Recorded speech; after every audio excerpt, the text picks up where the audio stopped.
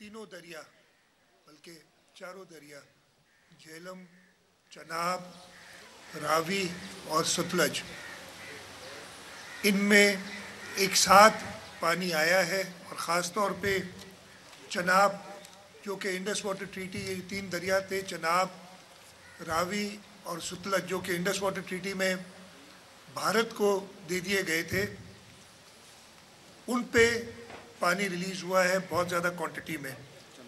चनाब में तकरीबन 10,77,000 क्यूसेक कादराबाद से आज से 4 दिन पहले, 3 या 4 दिन पहले गुजरा है। वो पानी वहाँ से कादराबाद से इस वक्त जो पीक हो रही है वो ट्रिमू बराज पे है या उस वक्त राइजिंग में है। एज आई स्पीक जो मुझे पता चला है तकरीबन 3,60,000 से कुछ ज़्यादा क्यूसिक्स पानी ट्रिमू बराज पे है। उसके साथ साथ रावी रिवर में बलोकी के मकाम पे इस वक्त राइज कर रहा है दरिया, वो पानी भी आगे पंजनत पे आना है। और फिर अगर सतलज पे आएंगे तो सतलज पे भी इस वक्त जो सुलेमान की है उस पे पानी राइज में, और वो पानी फिर उसके बाद पंजनत तक आएगा।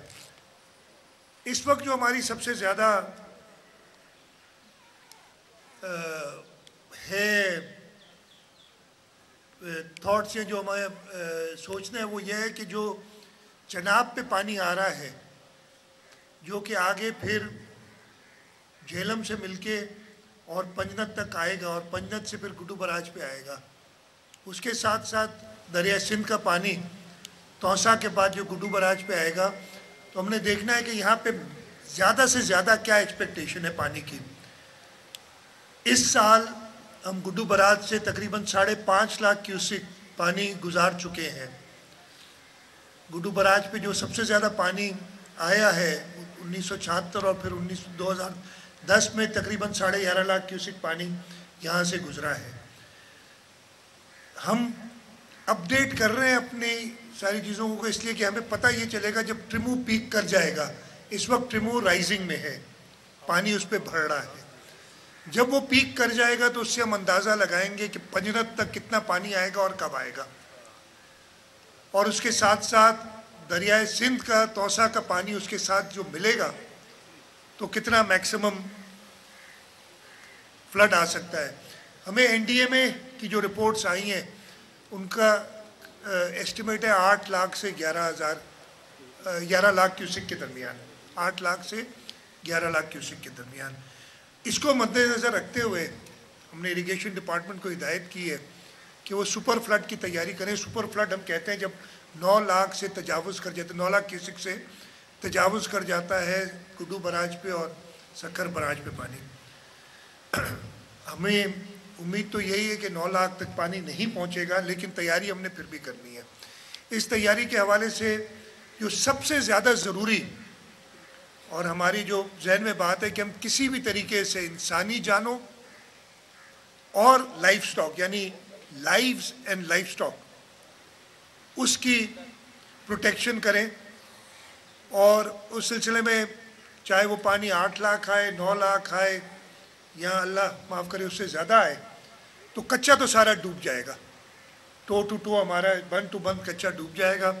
तो हमने कच्चे में से लोगों को निकालना होगा। हमारे जो डिज़ास्टर मैनेजमेंट अथॉरिटी है प्रोविंशियल, उसने पूरे कच्चे की यानी कश्मीर से ले गुड्डू से लेके तो समंदर तक या ये पानी दरिया सिंध का जाता है, इन्होंने मैप किया हुआ है हर गांव को।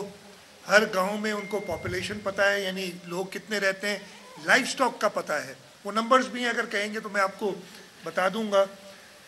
ये सारे हमने इंफॉर्मेशन डिस्ट्रिक्ट एडमिनिस्ट्रेशन को दी है। डिस्ट्रिक्ट एडमिनिस्ट्रेशन में इधर कमिश्नर साहब मौजूद हैं लाड़काना डिवीज़न के, सक्खर के कमिश्नर जो वो सक्खर में मुझे मिले। इसके बाद जब मैं सक्खर जाऊंगा तो वहाँ भी ब्रीफ करूँगा। उनको ये हिदायत है कि अपनी तैयारी करें पीडीएमए के साथ मिलके। और इसमें मैं ख़ास तौर पे पाकिस्तान नेवी का शुक्रिया अदा करूँगा। पाकिस्तान नेवी ने ऑलरेडी 2 अपनी इमरजेंसी रिस्पॉन्स टीम इस एरिया में दे दी है, एक राइट बैंक पे, एक लेफ़्ट बैंक पे।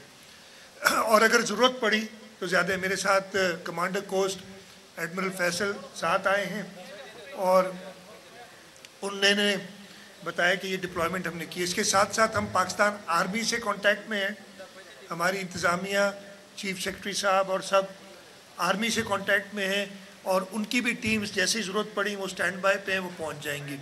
सिक्योरिटी के हवाले से भी मेरी कॉप्स कमांडर साहब से, डीजी रेंजर्स से बात हुई है और उन्होंने वैसे ही रेंजर्स मौजूद है लेकिन उसको मज़ीद अलर्ट किया हुआ है, इसलिए कि बंदों पे काम होगा ताकि वो देख सके। तो सबसे पहले तो हमारी यही कोशिश होगी कि इंशाअल्लाह अल्लाह ताला के हुक्म से इंसानी जानों और हमारी जो माल मवेशी है उसका नुकसान ना हो, लोगों का इनखला किया जाए। उसके लिए तैयारी डिस्ट्रिक्ट एडमिनिस्ट्रेशन को नंबर्स के साथ दे दी गई है। वो अपनी तैयारी कर रहे हैं कि जहाँ पे गाड़ियों की सूरत में या बोट्स के सिलसिले के हवाले से हमारी अपनी पीडीएम की 192 आपने बताई थी 192 192 कश्तियाँ अपनी हैं जो उन्होंने, उनमें से कितनी इधर डिप्लॉय की आपने, टोटल कितनी है आपकी? 192 इस एरिया में डिप्लॉय, जिसमें हमने पाकिस्तान आर्मी के हवाले भी किए हैं, नेवी के पास भी दिए हैं और अपने हमारे भी ऑपरेटर्स हैं जो कि लोगों का इनखला में मदद करेंगे। तो सबसे पहले तो मैंने बताया कि ये कि बंद के अंदर से हमने इनखला करना है ताकि लोगों का जानी नुकसान ना हो। उसके बाद हमने ये इंश्योर करना है कि अल्लाह न करे बंद किसी जगह से ब्रीच ना हो। पंजाब और सिंध के दरिया की टोपोग्राफी में या मॉर्फोलॉजी में ये फ़र्क है कि वहाँ पे ब्रीच सेक्शंस दिए हुए होते हैं और वो अगर पानी ऐसा होता है कि बराज को नुकसान पहुँच सके तो वो ब्रीच करके या किसी स्ट्रक्चर को नुकसान पहुँचे तो ब्रीच करके पानी निकालते हैं और वो पानी फिर उनकी टोपोग्राफी ऐसी है कि वो जल्दी वापस दरिया में आ जाते हैं। हमारे जो ज़मीन है वो दरिया से ऊपर है, तो अगर हम पानी अल्लाह ना करे कोई ब्रीच होता है तो वो दरिया में वापस आसानी से नहीं आता जब तक दरिया बिल्कुल लो लेवल पे ना आ जाए, तो हमें तकलीफ होती है। तो हमें ब्रीच से बचना हर हाल में ज़रूरी है। इस सिलसिले में ख़ास तौर पे आज मैं ज़्यादा फोकस कर रहा हूँ गुड्डू बराज से लेके सक्खर बराज के दरमियान। राइट बैंक में हमारे पास 6 वल्नरेबल पॉइंट्स हैं। वल्नरेबल पॉइंट्स हुए जहाँ पे हमें ख़तरा होता है। ये वो पॉइंट्स होते हैं जहाँ पास्ट में कहीं ब्रीच हुआ हो तो हमें पता है कि यहाँ पे एक्सपेक्टेशन हो सकती है, अगर फ्लड ज़्यादा है ख़तरा हो सकता है। यहाँ फिर दरिया की मूवमेंट देख के इरिगेशन डिपार्टमेंट जो है वो तयन करती है कि ख़तरनाक पॉइंट्स कौन से, मोस्ट वल्नरेबल पॉइंट्स, वो 6 हैं। और उसमें भी जो इस वक्त मुझे इत्तला है सबसे ज़्यादा के बंद का पोर्शन राइट बैंक पे ख़तरनाक है। आज मैं यहाँ से गुड्डू बराज का मुआयना करने के बाद मैं जाऊँगा के बंद पे और वहाँ पे तैयारियाँ देखूँगा। इरिगेशन डिपार्टमेंट वाले मेरे साथ हैं, मिनिस्टर साहब भी हैं, सेक्रेटरी साहब भी हैं, चीफ इंजीनियर भी हैं, ताकि हम के बंद पे खुद देख सकें क्या तैयारियाँ हैं। इसी तरीके से लेफ़्ट बैंक पे कितने आपके vulnerable points in this reach? एक में और मोस्ट वनरेबल जो है वो शैंक बंद का है और उस पर भी मैं इंशाल्लाह के बंद के विज़िट के बाद शैंक बंद पे जाऊंगा। शैंक बंद हमारा ऐसा इसलिए कि उसके पीछे फिर और प्रोटेक्टिव बंद होता है। तो ये जो बीच का इलाका है, ये मुझे मिनिस्टर साहब कह रहे थे कि अल्लाह ना करे 8-9 लाख पानी आएगा तो शैंक बंद शायद ना बच सके। वो डिज़ाइन ही ऐसा है। तो ये नहीं कि आप जाएं फिर कल लोग कहेंगे जी चीफ मिनिस्टर आए फिर भी शैंक। मैंने कहा भाई हम देखनी स्थिति से जा रहे हैं, उसकी प्रोटेक्शन के लिए जा रहे हैं, तो उसके बाद भी प्रोटेक्शन है। लेकिन शैंक बंद और जो आपका मेन बंद है उसके बीच में जो एरिया है उसका हमें इनखला करना पड़ता है और वहाँ पे लोग बड़ी मुश्किल से जाते हैं, हमेशा हमें प्रॉब्लम होती है। वो कहते हैं जी बंद है तो सही, लेकिन हमें पता है कि वल्नरेबल पॉइंट है। हमारी सबसे पहली कोशिश तो रहेगी कि हम उस बंद को हर हाल में बचाएं। तो जैसे मैंने बताया प्रायोरिटीज़, सबसे पहले बराज से सेफली पानी गुजर जाए, बराज को कोई नुकसान ना हो। उसके बाद किसी का जानी नुकसान या माल, बल्कि पहला ये होना चाहिए कि जानी या माल मवेशी का नुकसान ना हो। उसका एक ही तरीका है कि आपने इवैक्यूएट करना है और वो बम फाइनल अभी टाइम है। इस वक्त भी जो ट्रिमू पे पानी मैक्सिमम आएगा, जो अभी आज किसी वक्त पीक करेगा, इस वक्त 3,61,000 क्यूसेक पानी है, वो कितना और जाता है हम देख लेंगे। उस हिसाब से हमें अंदाज़ा भी होगा कि गुड्डू पे हमारे पास कितना पानी आएगा। ट्रिमू के पीक के भी कम से कम 4 दिन बाद, बल्कि 5 दिन लगेंगे गुड्डू तक पानी पहुंचने में। तो हमें ये तैयारी, हमारी मोबिलाइजेशन तो हुई होगी, लेकिन फिर हमारे वक्त मिल जाएगा लोगों को इवैक्यूएट करने का। और मैं मीडिया की तवज्जुह से लोगों से ये ज़रूर कहूँगा कि जब वो वक्त आए तो इंतज़ामिया से ताउन करें, ताकि अल्लाह ताला के करम से, अल्लाह ताला की मदद से हम इंसानी जानों का कोई ज़ियान ना करें। वो ताउन के लिए मैं मीडिया की तवज्जुह से सबको अपील करना चाहता हूँ।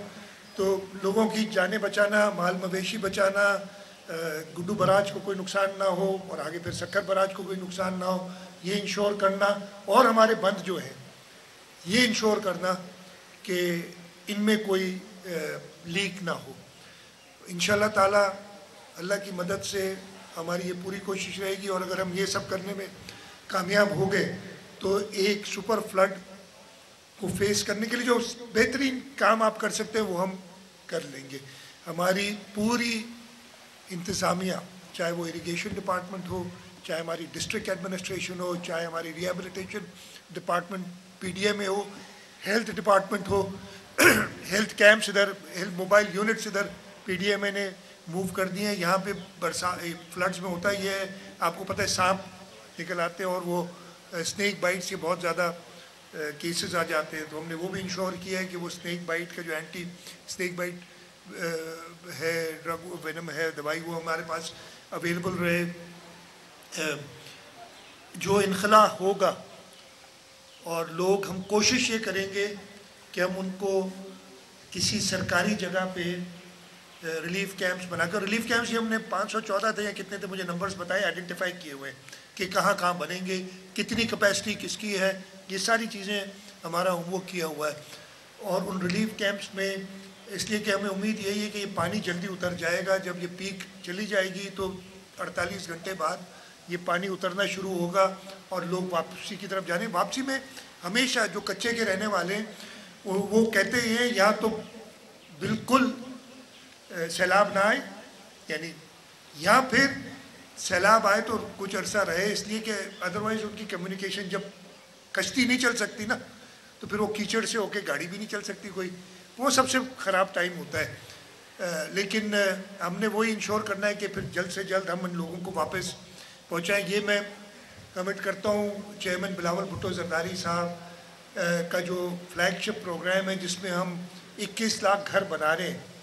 इन फ्लड्स के दौरान कच्चे में जिनके मकानात को नुकसान होगा, हम उसी तरीके की एक स्कीम उनके लिए भी शुरू करेंगे, ताकि हम उनको दोबारा एक एलिवेशन पे, इसलिए हम ऐसा नहीं चाहेंगे कि मकान बनाए और अगला सैलाब आए और फिर वो बह जाए, एक एलिवेशन पे जहाँ पे उनके घर सेफ रहें, वो हम उनको मदद करेंगे।